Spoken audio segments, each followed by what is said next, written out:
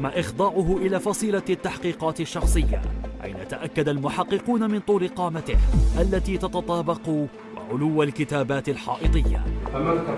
كذلك راه عندنا لي طراس دو با تاع القدم تاعك نفسها، كما تطابقت مقاييس حذاء المشتبه فيه مع الآثار الموجودة بمسرح الجريمة.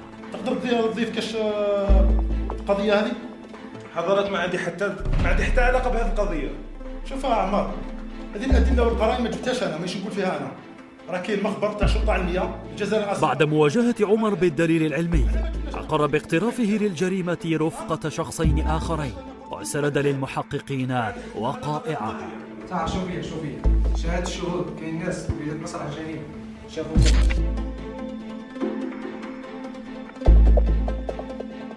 وبالتالي قمنا بمواجهته بهذا الدليل.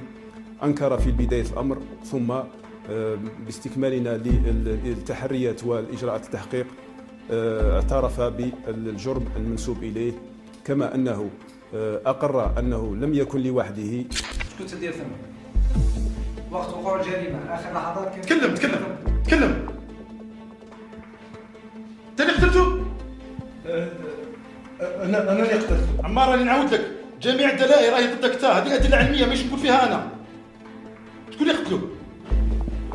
انا اللي قتلته. انت اللي قتلته؟ لا ترى ما يمكنناش واحد الحلقات. بالتاكيد دوك يحكي لنا ريال باسم، دوك تحكي لنا اكزاكتومون واش صرا. هي حضرات طبطبت عليه في الدار. حبس هنا. شحال عندك وانت تحوس على هذا الشخص؟ شحال عندك تتحوس عليه؟ سمعنا وانا وخاط. انتم وحدك. اسمع، الانسان هذا راه ما يحشمش وماهوش متربي. انا ديجا راه قلقني، فهمتني؟ شوف بدوش تكفروا يا صاحبي. كانوا معايا زوج. عمر قاعد باش دير والله ما على بالي صح. دوك التليفون مسكر كاش ماشي من حاجه ما فهمناش، ما حبش حلبنا. فور التأكد من أن الشخصين المذكورين من قبل الموقوف الأول متواجدين بإحدى المقاهي المجاورة لحي الخامس جويليا، وبعد الترصد المحكم لهما تم توقيفهما من قبل فرقة البحث والتدخل. من ذاك النهار مانيش نورمال، وهو ما بانش فهمتش. انا السيد دوخني، انا في قلبي على بالك انت قلقني السيد، قلقني ماشي اصبر في قرضك الجبيل.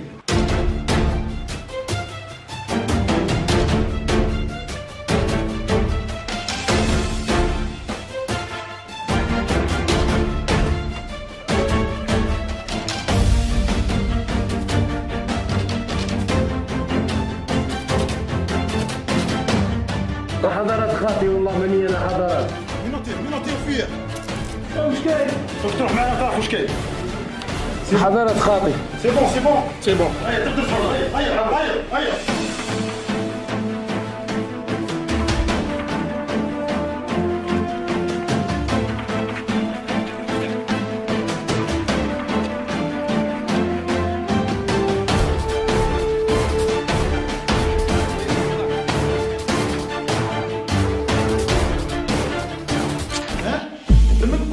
انا حضرت راك عارف لازم عليا قلت له هذا الانسان. لا قتلته علاه، لا قتلت الشخص هذا. لو كان ما قلتلوش انا راه يجي واحد اخر يقول له حضرات. علاه قتلت هذا الشخص؟ الجريمه الدوافع تاع الجريمه هذه وشنو؟ حضرات هذا انسان ما يسواش، دار حاجه كبيره معايا حضرات. أكد الموقوف الأول للمحققين أنه قام بفعلته بدافع الانتقام لسوء سلوك الضحية، مضيفا أنه قام بجرم السرقة، وسرد للشرطة تفاصيل جريمة تحمل كل مواصفات البشاعة. كاين عداله؟ صاحب الكاميرا، شوفي الكاميرا كاينه من الكاوس. هي كنت مخطط انا وزوج صحابي. راك عارف ما خلى بنت راجل ولا امراه، راك عارف فزدها من تالي واش راك تحوس دير من تالي. انا متالي موتو خير من حياته. كيفاش حبيتو قلت له يا سيدي قلت له ايه وخممنا فيها انه نروحوا ليه في وقت الظهر. شوف دوك نفهمك، مرته راهي ماهيش في الدار وزيد بزياده نعرف الوقت اللي يكون وحده. سمعت عنده دراهم في الدار، نتبان لي ارتحت قلت له نزيدو نكملو ندو دراهم ديجا شوف دير رايك. انا اذا كانت فيها دراهم راني معاك. مرحبا بك. صح ومن بعد دخلنا للدار.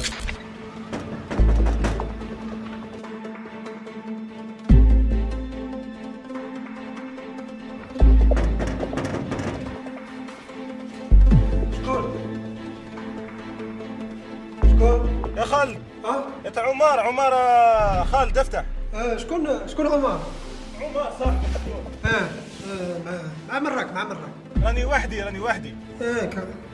بصح انا مش وقت هذا تاع زياره كاع يا عمر. يا ودي افتح قلت ليش كاع. هو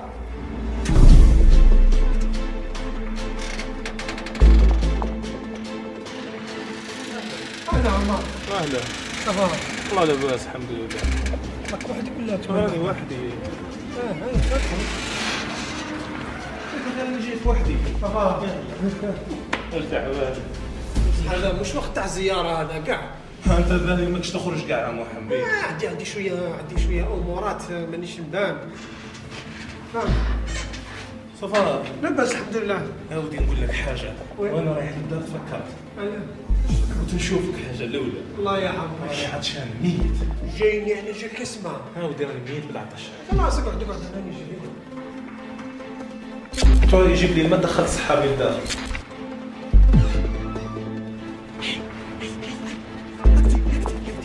خبرني كيما واصل روح دارك.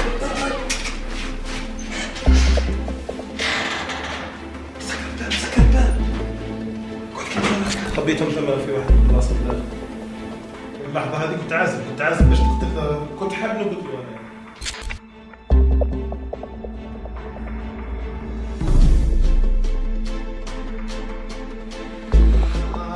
يا عمر جايني 2 كيلو على زال كسمه. ودي عاقب عليك. معليش الله يا حبيبي. استنى انا نسر بيك. معليش. يا خويا بصح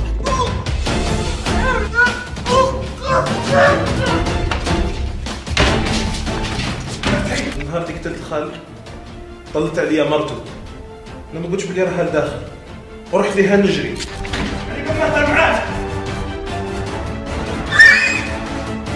طلت عليها بنتها صغيره من هيك شديناها.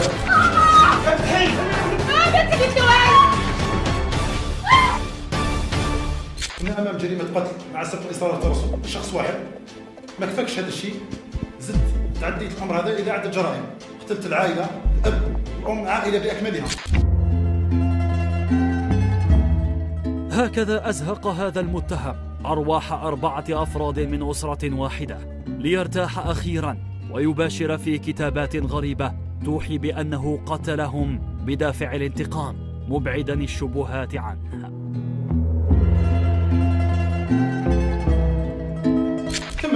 كمل.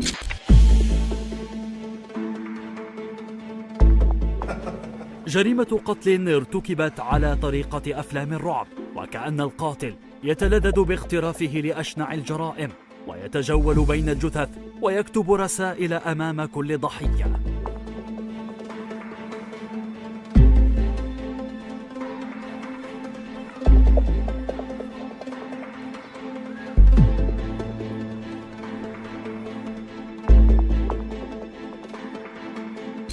قتلتهم وقتلت الطفله هي اللي قتلتها الرابعه.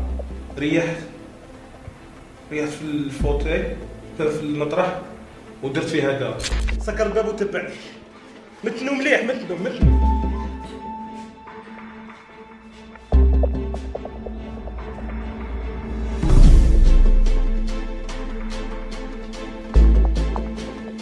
علاش قتلتوه؟ ورا بوليس. يا وفوك كيفاش؟ فاش نديرو قول. يستاهلوا الموت.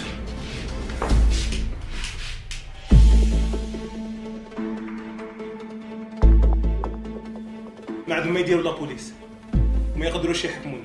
او كيفاش ما يفيقوناش؟ كيفاش؟ انا ندبر راسي عارف واش ندير. البنات نحولهم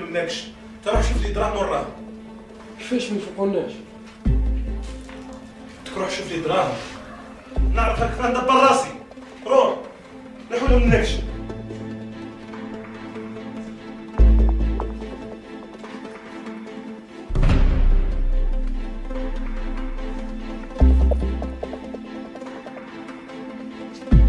أداة الجريمة تعلق باش قتلته.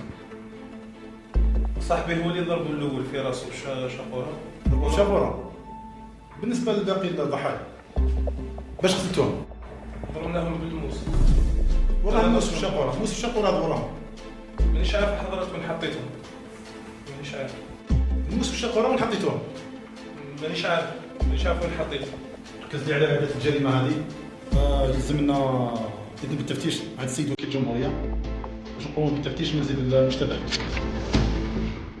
جيبوا لنا. وراه الموس وين خبيتوه؟ حطيته في الفريجيدار. طيب هو ما عنديش.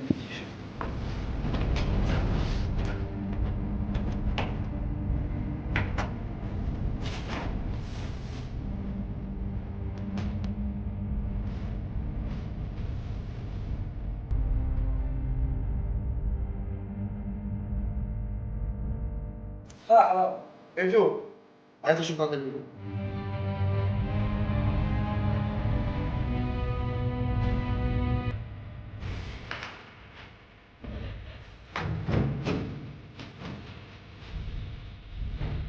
بعد تفتيش منزل المتورط الأول الذي تم اقتياده لبيته، عثر المحققون على أدوات ارتكاب الجريمة أين تم حجزها كدليل إدانة وإثبات.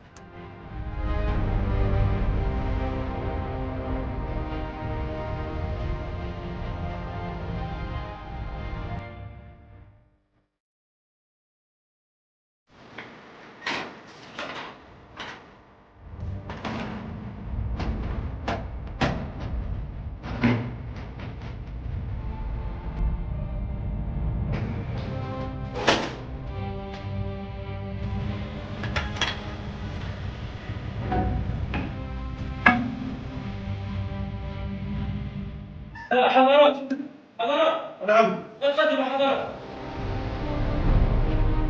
مشكلة. حضرت أداة الجريمة الثانية هنا في محل الشمس. هاجي شنطة علمية. هاي أداة الجريمة. والأداة الثانية لك محمد.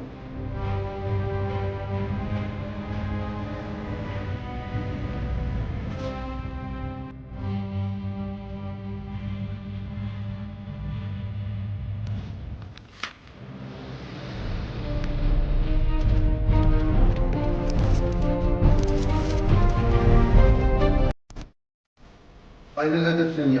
تفضلوا.